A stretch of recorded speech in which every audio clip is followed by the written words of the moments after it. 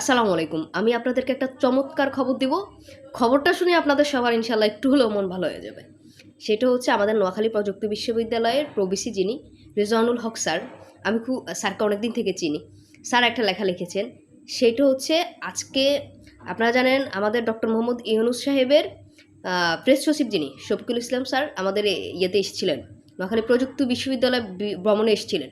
ওনাকে আমাদের শিক্ষার্থীরা নোয়াখালী বিভাগ চেয়ে বাস্তবায়নের জন্য একটা স্মারকলিপিও প্রদান করেছে। ব্যাপারটা সুন্দর।